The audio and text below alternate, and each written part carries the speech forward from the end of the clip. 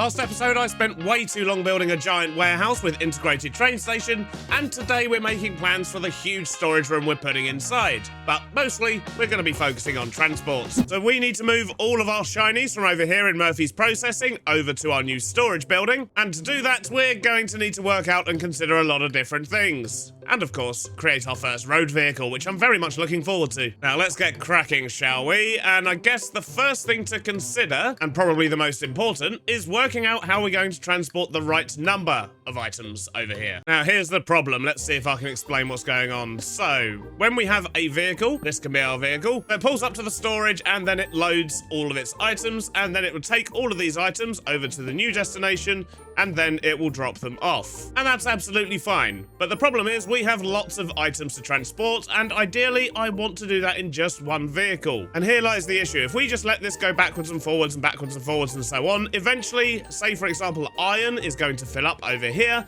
and that means it won't be able to unload from the vehicle. When the vehicle comes over here, it's already got loads of iron inside it. It loads up more stuff, including extra iron, goes over here, offloads everything apart from the iron, and now it's got even less space. And this continues backwards and forwards until eventually this thing's full of iron and it can't transport the items I do need over here. Does that make sense?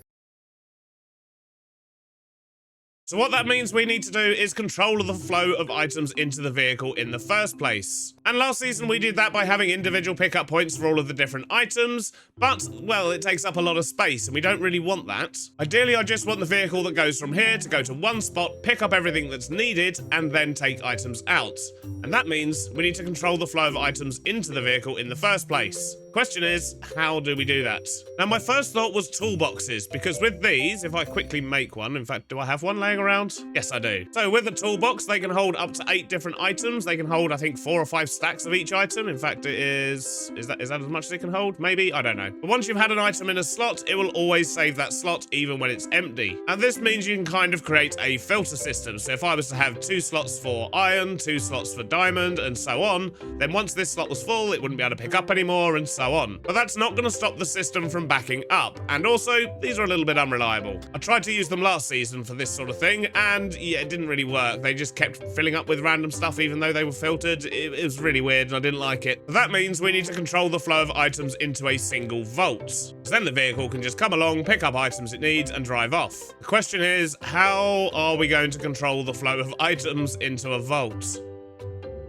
I think what I need to do is go over there and start working it out directly, because we need to control the flow of all of these items into that vault. So that's 9 items. Though thinking about it, I'm fairly sure vaults are 9 wide, so I could potentially make this work. Just got to figure out where I'm going to put it, and I think here probably makes the most sense, because we've got quite a lot of space here. I think I've got a plan on how we can do this. But first, I need to make a new bench, by which I mean, since the storage drawers update, we've now got framing tables. And this means I can hide drawers and disguise them as different blocks, and I think that's something that's going to come in very handy. Look at that, very easy to make as well. I just need to go get some wood, get some trim, and we can get started. Alrighty, I've got some dark oak trim. Let's make a framing table and see how these things work. I mean, it looks pretty bland if I'm honest. Ooh, it looks fancy in here though. So it looks like you can put different textures on the drawer, the inside trim thing, and I assume this one's just the outside. But then what's this one? Does this just do everything? If I put that in there, then put... Oh, okay, no, that's where you put the actual thing you're trying to convert. Right, okay. So if we do that, now we've got lots of trim that looks like this. Excellent. So let's think about this. We've got 9 items that are going to be coming out, which means I'm going to need 9 of these, the drawer controller slaves. And I'm missing everything. Absolutely everything. Right. Grab some redstone to make some drawers, although we're going to need more chests than that. There we go, that's more like it. We need stone, but we're going to have to fly all the way home for that. En route, we may as well make some redstone torches. What else do we need? Just gold and stone, really, and we can make these once we get some stone and, quartz. I'll tell you what, now I'm back over here, I'm really looking forward to moving this storage somewhere a bit easier to manage. That's the stone and the quartz. I don't know why I picked up so much. Let's make a bunch of these. Grab some gold. Make a bunch of them, and we can head back over there. Well, I do love the dramatic music in this area. So, let's attach all of these up here to the trims. Now we need some brass funnels. Do I have any? 37. Wow. Okay, I've got loads. Excellent. Get a bunch of item drains. And we just need a giant vault, not because we need to store loads of items in here, but because we need it to be big enough to actually accept all of these different funnels. Speaking of which, we should probably put these in. Okay, so this is how we're going to get the 9 different items from there into the vault. We'll just connect up this system underneath once we're ready to actually turn it on. The problem comes in that we need to actually measure how much stuff is in the vault, and I believe we can probably do that with these smart observers, which means now I need a whole bunch of cobble. Let's just steal some of that directly from the belts. We need some of these, and we need some brass casings. Right, we're gonna need an extra one of those. Luckily, past Beardy automated brass over here as well, so that's easy enough. Or at least it would be if I hadn't used up all my wood. I can't wait to have one centralized storage area. And I think we may turn the upper floor into a bit of a workshop as well, just for some of the machines that we keep needing, but only like randomly every now and then that I don't want to fully automate. For example, the oxidization machine we made last episode, that'll be a great thing to have in the workshop, but not something I want to build a whole building for. Anyway, what did we come over here for? I've forgotten already. Oh, wood, that was it. Got some already stripped as well, excellent. Right, so let's build a bunch of observers, and then we'll give them some brains, make them smarts, and let's go see if my plan's gonna work. So with these smart observers, if I do that, I'll tell you what, we are gonna need something to test all of this with, so let's turn all of these round that way. Test with some iron. So we're gonna use the smart observer to check for iron, although the smart observer doesn't tell us how much of something is in a vault, does it? It just tells us whether there's actually any in there or not. Maybe this won't work. Let me ponder. How smart are these observers? Well, it was lovely, but it's not going to do what I want. So that means we're going to have to try and use threshold switches for this, which is going to be a little bit more difficult, I believe. So I need to get this as low as possible. So once this gets 1% full of a specific item, I think I can still filter. Yep, okay, cool, this might work. Then what it should do is emit a redstone signal. And then that should turn off this funnel here. So I'm probably going to need to put a block there, so the redstone signal goes into that block, and then that activates the funnel. That should work, maybe, potentially, I don't know. Either way, there's only one way to test. Let's actually connect this to the storage over there, and I believe there's a connection just underground here somewhere. That was a wrench, not a shovel. Yep, there it is. Should just be as simple as that. Give it a moment, and there we go. There goes some iron, and how much is it going to pick up? Oh, geez. Okay, that picked up quite a lot.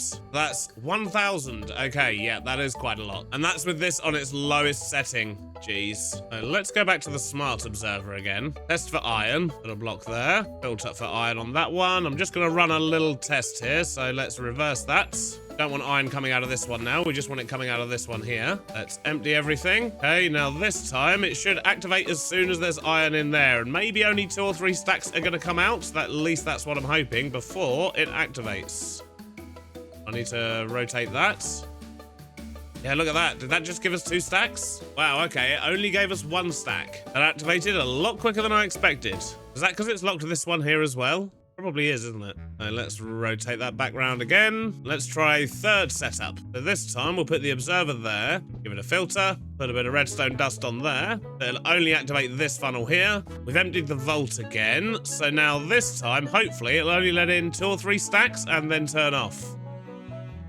Let's hope. Nope, it doesn't seem to be activating it at all. Turn that off. I'm gonna run out of iron for testing at this rate. I'm gonna have to go put it all back. Okay, so I think the problem here is I've accidentally used framed trim. Let's actually use a block of iron. That should transmit redstone.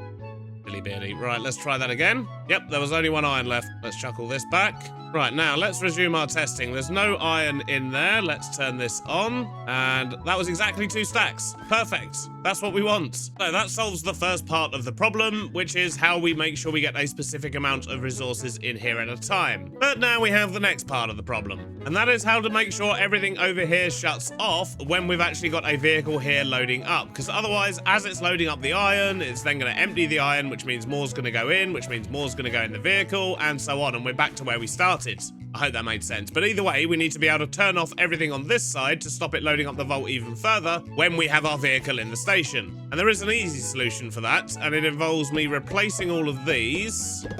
And And that is to make the loading system underneath here powered by using belts, because then we can basically just shut off the power whenever there's a truck in the station. Problem is, it means I've got loads of belts running, but oh well. There's not really another effective way of doing it, because there's not enough space to put additional redstone links on all of these. We need the space on the back here to have a redstone link that links to the main storage so that things don't load up when it's full over there. At least that's my plan, but we'll get to that later. But that does mean that we don't have anywhere else for a redstone signal to go. Although, now I've said all that, there is a way. Okay, scrap that. We are going to go back to item drains. They're slightly less laggy than melts. And to be honest, it looks quite nice to see everything going along these. But I do have another plan. We'll get to that in just a moment. So I think before I go any further, what I'm actually going to do is set up all of these filters and all of the systems to make sure things are loading up correctly. Ah, that's going to be a problem. Or is it? No, it's not. Excellent. I thought the observer was powering the one next to it for a moment there, and that would have been bad. So let's get all of these filters on next. And we need to get the filters on down the bottom here, and then make sure we've got matching ones up top in our blocks. In fact, instead of doing this, because we need to put redstone links on these anyway, we'll just do this. Link up all the signals. In fact, we'll make these signals a little bit more unique. We'll turn them into volts. Matching signals on the bottom. And there we go. That should work. And that means we can use these same signals when we sort out our storage at that side. So when it's full, it also locks this and stops the vault here from loading up, which will stop the truck from filling up too. Whew, this is long-winded, but it should work. Now, in theory, all I need to do is open these up. And they're all just loading up with 2 or 3 stacks. Yep, 3 stacks. That's absolutely fine. Let's get the rest of these open. And perfect. That part of the system is working wonderfully. The next thing we need to do is to build the station and the loading point for the vehicle, but we don't have a vehicle yet. And not only that, I need to get lots of track in as well. The last season, what we did was we put the rail underground, and then we had everything sort of running around on poles, which was fine. It worked a treat, but the reason we did that was because Phantom Rails had a bit of an issue where when you put a train station on it or something like that, it showed where the station was. So even if the rail was invisible, you'd still have a big plate visible in the center. And it kind of ruined the immersion. But that doesn't happen anymore, which means instead of digging lots of space underground, we can just use phantom rails directly on the surface and have our trucks running around on that, which is good because it makes things a lot simpler and I don't have to dig loads of massive holes, but it's bad because it means I need to go get lots of phantom rail, and for that I need phantom membrane. Because if I look in my train stuffs bag, although I've got 700 there, which is actually more than I thought, it's definitely not going to be enough because I need to get the rails in over this entire area. So I guess I'm gonna go do some AFKing in a phantom farm, which I may have in my pocket. Ah, I do not. Let's go find it. And speaking of the Phantom Farm, I do still have plans to turn it into a ride. I have an idea. We're going to do the Wizard Tower. We're probably going to put some kind of drop tower contraption inside to make it into a full ride with the Phantom Farm at the top. But that's going to have to wait for another day because I don't have time for that. There we go. That is the Pocket Phantom Farm. And I've got some water on me as well, so we should be good. Let's go somewhere nice and quiet. Maybe on top of the bridge. That'll be good. Nice and out of the way.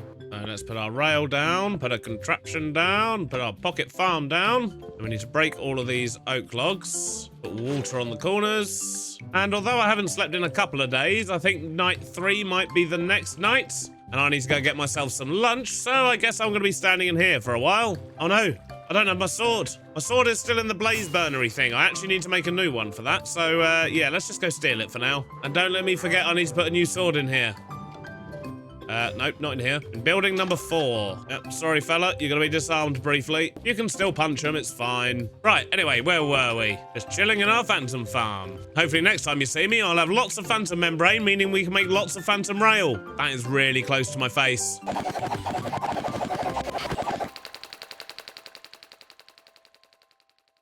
Few nights AFK, and I now have so much phantom rail. Look at this stuff. I completely forgot that you actually get 32 pieces for each phantom membrane, so we should have more than enough to get started over here. And the reason I wanted so much is because I actually want to put in kind of the rail for everything in this area, at least everything we've got so far, and I'm hoping I've got enough space here to do these roads 2 lanes. Yep, look at that. So yeah, I've got a whole lot of rail to place.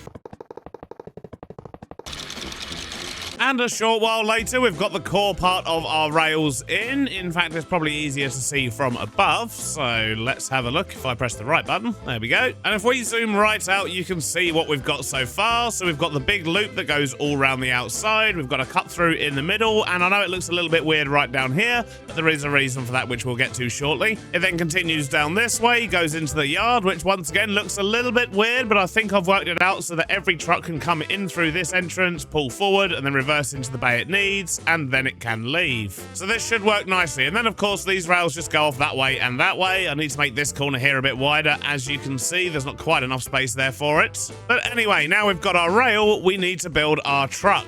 And what with this being a factory that deals in highly refined metals, I think it makes sense for this to be some form of a security truck. Like one of those small sort of armored vans that banks use for transporting their money around to the shops and all that sort of thing. Although we do need somewhere to build it, and I'd rather just build it somewhere with some space, so let's do it over here. So we're going to need a tiny bit of track, then we need to put a station on the front there.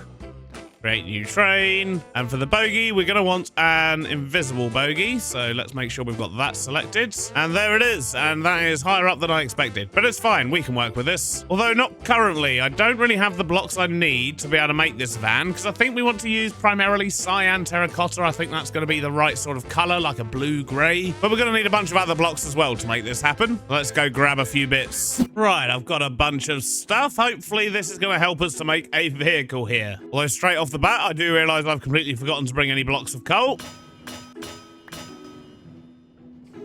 Right, let's try that again. And before you ask, I have no idea why it says loading Mr. Beardstone custom music at the bottom. I don't have any on here anymore. And no matter how many times I restart the game, it doesn't go away. So, yeah, I'm going to have to look into that after the recording, I think. We'll just ignore it for now. Pretend it's not there. It's fine. Right, so let's build a security van. Let's start with some wheels. And we'll give ourselves a nice base to work from. Just going to have some holes in it because, of course, we do have the rail here. And because of how intrusive these bogies are, we're just going to be building these vehicles on one bogie, which means they're not going to look quite as realistic going around, but it's going to give us a lot more freedom of what we can actually do with these vehicles. And I learned a lot last season when we had lots of moving vehicles going around, and the main thing I learned is we need to come up with some kind of consistent place where all of the, what are they called, storage interfaces are going to be on the vehicles, so that each vehicle can use each station. Essentially a universal system so that everything is compatible. So let's make ourselves a few of these. And it's safe to say we always want a storage interface here so that when it's pulling into a sort of loading place or reversing into one, it can always connect with another one of the storage interfaces. But then we also need some sideways ones. So if we stick them there and there, in fact, I'm going to switch these ones round. We're going to have one facing that way and one that way. So this is what we're going to have on each and every vehicle.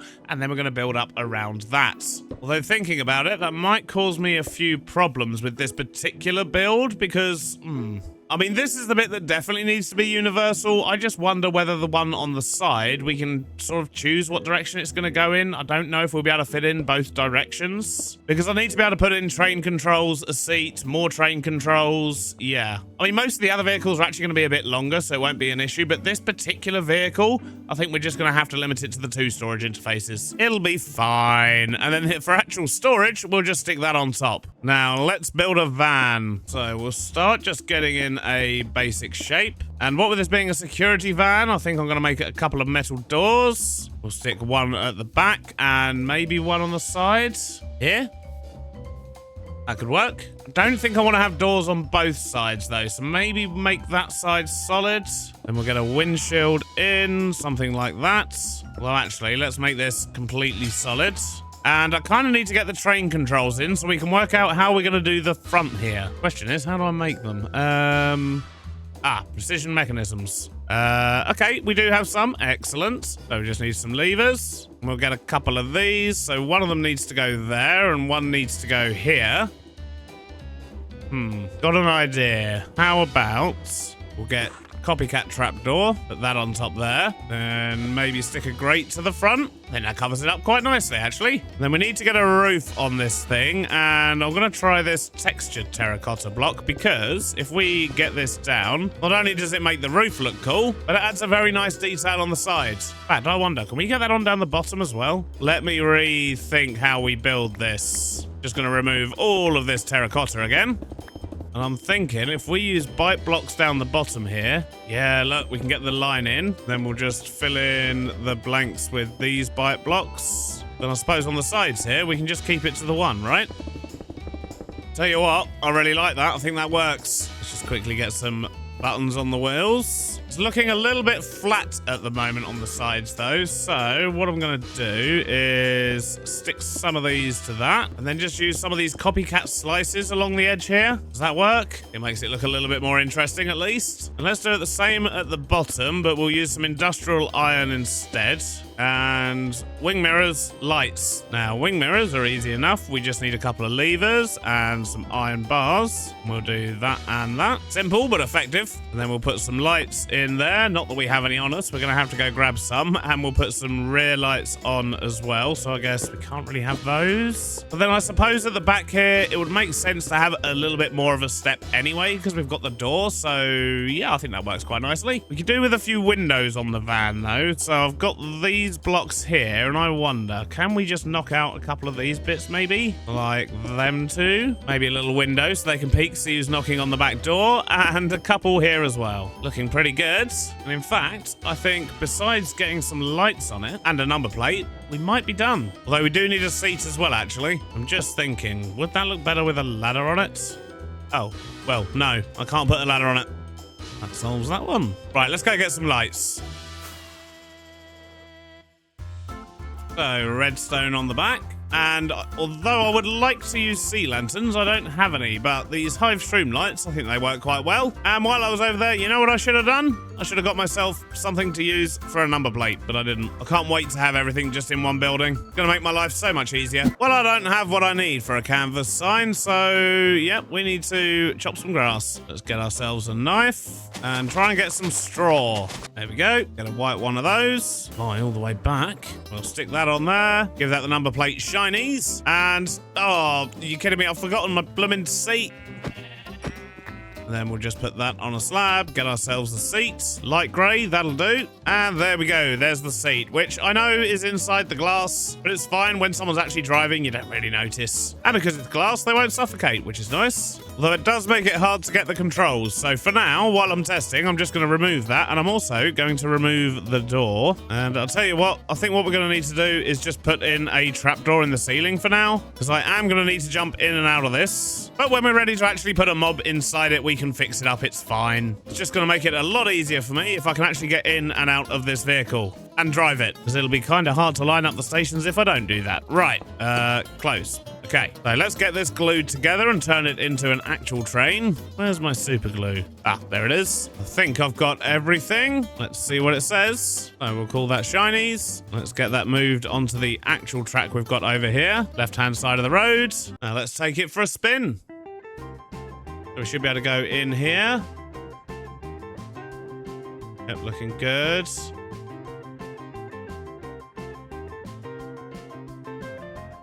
Go all through here. Around the corners. I'll tell you what, the turning doesn't look too bad with the bogey being in the middle. It could be worse. This bit of road upsets me though. I don't really know what to do about that. We can't seem to hide those bits of track. But that aside, if we go down here and then pull into here, then we'll be able to pull up to here and then reverse into these bays. Oh, at least we would if I turn the right way. There we go, look at that. Then when we're back in here, we'll drop off the diamonds and all the other shinies, of course. And then when we're done, we can go back out. We can go back up here. It looks pretty good, actually, apart from the fact the wheels aren't spinning, but we'll ignore that. Yeah, this is going to look awesome. Right, we've got some lining up of stuff and things to do. So we've got this little bit of road that comes in here, so it can pull up and then it can reverse. And this is where it's going to pull into a station and need to load up. So let me think. If we want this van to load up from, we have to be from the back. We're going to want a station around there somewhere. Let's jump out and put one down. The only way out is to fly. Excellent design, Beardy. Ooh, I almost died. Jeez. Right, so we'll put that in our offhand so we can see the track. If we were to put a station here, we'll just dump it there for now so we can test it. For some reason, I can't pull into that station. That's weird. Let me try just putting in another one over here. We'll see if we can pull into that one. So this one works. But why doesn't this one? Let's just try it in a different spot. Maybe it was having a moment. Nope, I honestly don't know what its problem is. This is going to make things very difficult if I can't put a station down. What is going on? Maybe I should relay this bit of track? Oh, that seemed to work. Weird. And in fact, that's actually in a better place as well. Well, it must have just bugged out somehow. Oh well, now we know it works. On with the show. So, the station is on that space there. It means we don't need this rail here. And we can put a loading system at the back. Starting with one of these, which should connect. Yep, look at that. This is going to be nice and simple. We'll just stick a belt in there. Encase this. Brass funnel there. And a side funnel there. And then we'll just need to give that power to make it work. But we do still have the problem where as soon as that starts emptying, these are going to trigger and it's going to start loading up again, and it's just going to create an infinite loop. So what I need to do is something fancy with this station here. And the only space we're really going to have to do that is going to be underground. Let's just dig out a little bit of space here. So I just need a bunch of redstone links. Put redstone on the top of all of these. Make sure they've all got a signal that matches what we've got going on upstairs, like so. And then lastly, we need a comparator, put there, and then we need to reset this station. So let's grab that, stick it there. Now hopefully, if we just pull this van out and then back into the station again. Now the van is in the station, it's lit up all of these signals, which don't match these ones.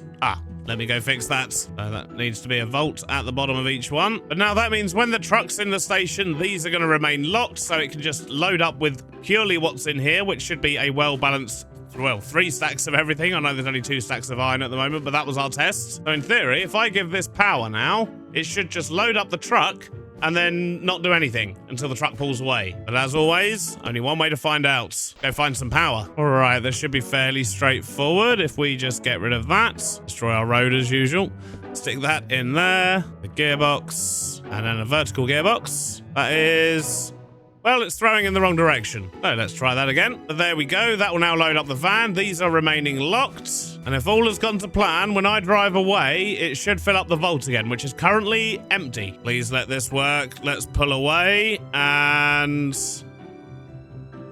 no, they're still not going off. For some reason, these are all still powered. Is everything a bit close together, maybe? Looks like I've got some troubleshooting to do.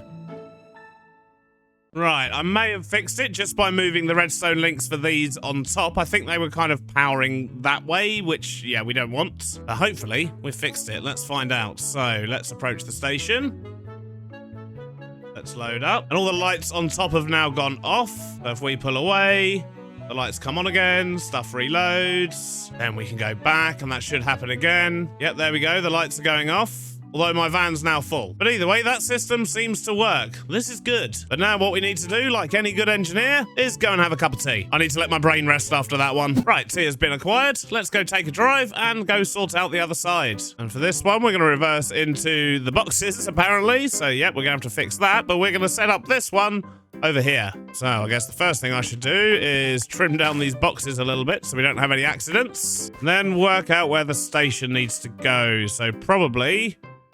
this one here. Nope, we need to go one more block further back. There we go, much better. Then that should connect up. Beautiful. Then to get this stuff out, we just need a couple of belts. And for now, I don't actually know where we're going to be sending this. I don't know how we're going to sort out the storage in here. So I guess maybe just the vault will do. So just something like that. That'll help with the offloading for now. Obviously not until it's got power, but once it's got power, it'll do the thing. And then after that, we need to figure out how we're actually going to sort out and store all of this stuff. But for now, we've got bigger problems. And that is setting up the automation for this thing. And for that, we're going to need train signals and train stations. And I think we'll start with the stations. So this is the station that's going to be for things that need to turn around. I think we'll just hide these underground. So we'll call that storage entrance turn so we know exactly what it is. And get that covered up again. We'll call this one storage bay. Let me do that. Storage bay 1. Okay, then when this vehicle leaves, it's going to go this way, which all makes sense. I do want to make sure we've got some signals here so that things only enter and exit in the right direction. So we'll do one there and one there. So that'll force the truck to drive down this way. And what we want to do is have it go this way, which I guess is all going to be automated. We'll sort out all the signals on the junctions later to avoid collisions. But currently,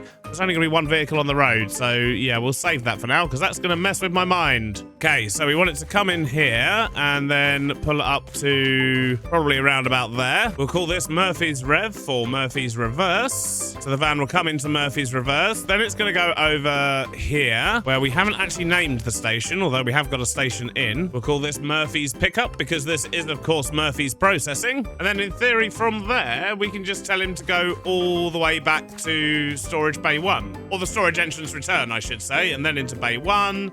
And then to Murphy's Reverse, and then here. Yeah, okay, that should work. But there's only one way to test, and that is to get ourselves a driver. So how do we make these conductor's caps again? A bit of wool, precision mechanism, and string. And weirdly, the only one of those three things we have on us is a precision mechanism. Good job. Let's quickly go make ourselves a cap, get ourselves a conductor, and I could probably do with grabbing a lead as well, unless I've still got those ones from last episode on me, which I don't. Right, so first thing I should do is disassemble the train. Which, yep, gonna destroy the rail, but we need to do this so that I can actually put this bit of glass back in. Reassemble, get the rail back in, make ourselves a little driver. Look at you, Mr. Security Guard. And I guess to get him in there, we'll put you in through the bonnet. Perfect. So let's make this dude a quick schedule. From here, we go to Murphy's Reverse. Don't bother waiting there. And then Murphy's Pickup. Let's leave you there for 30 seconds. Plenty of time. Then travel to Storage Entrance Turn. Don't wait there at all. And then Storage Bay 1. Once again, let's go for 30 seconds. And if we give this to this little guy in here, we should start going. Excellent. Although he's already stopped. What's your problem? Can't be anything to do with the signals, surely. You're the only one on the road. Maybe if I put another signal in there. What's your problem? I'll just remove that signal for now. We'll figure out what your issue is soon. Whoa, he is speeding. He's going super fast. Oh my days. Right, we need to slow him down. That's what we need to do. Right, let's put that speed right down. If I can grab that schedule from him, what we'll also do is add in a new section where we'll limit the max speed to 40%. That's probably going to be plenty. Right, hopefully that'll work a bit better for us. There we go, he's off. Still maybe a little bit quick. Right, let's watch him from up here this time and see how he goes. So I feel like we definitely need to maybe add some stations at the junctions just to make the vehicle speed up and slow down. Ow, I fell off. But apart from that, this seems to be working a treat. And with that, sadly, we are out of time for today. We didn't get a chance to plan any of the storage, but we can sort that out next episode. Uh-oh. Because if we're going to turn that into a giant storage warehouse and workshop, well, we've definitely got our work cut out for us. And I know last episode I asked you for names for this particular building, but that episode went out literally about 2 hours ago. So yeah, we won't be naming that in this episode, but hopefully we'll be able to give it a name and a lovely logo in the next one. And just a little heads up, because of the holidays and the fact that I'm incredibly busy in January, videos on the channel may be a little bit slower over the next 6 weeks or so. We should still have plenty of FTB because they're nice and quick to record and put together, but the main series videos are definitely going to be a little bit slower over the next 6 weeks. But I hope you all have a wonderful holiday season. It's been an absolutely epic year on the channel, and I can't wait to see what we get up to next year, and I better move or I'm going to get run over. But thanks for watching. I hope you enjoyed it, and I'll see you on the next one. Bye-bye now.